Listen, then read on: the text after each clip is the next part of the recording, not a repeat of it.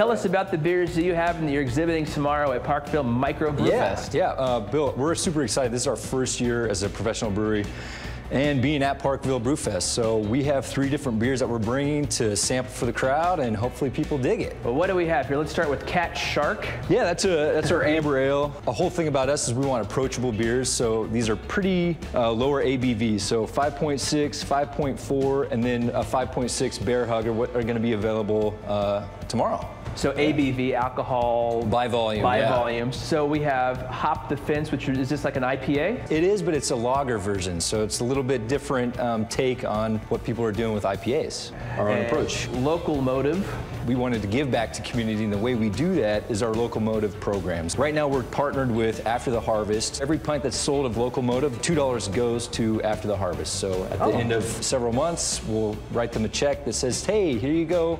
We want to give back to you guys. Okay, and what does After the Harvest do here locally? So After the Harvest goes in and collects produce after a harvest. So it might not be the prettiest thing, but still very edible. So they go collect that and provide it to people in KC that otherwise can't afford it. Now you guys have only been in business professionally for a couple months. That's right. And this is your first time at Parkville Microbrewfest. Correct. What brought you here, and what do you want to get out of this? Just more people tasting your beer, sampling your beer? Right, it's one of the largest and oldest brewfests that's happening in the metro, and we want to be a part of that, and it gets your name out there, but also you get to share a good beer and try some good beers. Boulevard has been here as the granddaddy of them all. Then you have folks like KC Beer who are making a name for themselves, and some of the breweries up in the Northland.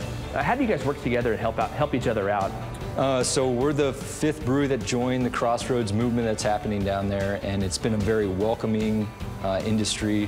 So the beer community has been supportive, but then also the brewers and the owners of those breweries have just answered any questions we have. They come and try the beers and say, hey, maybe you could try to do this, to tweak that, or hell, this is awesome. Let's have some more of that. What have you brought here? I'm interested in these. Yeah, so these are called Crowlers. This is our to-go beer at the brewery. And if you came into the brewery and you had, let's say, the Hop the Fence IPL, and you said, I want to take that home, that's delicious, this is how you do it. So we'd fill that up. We have a seamer right there on site, and then you're ready to go.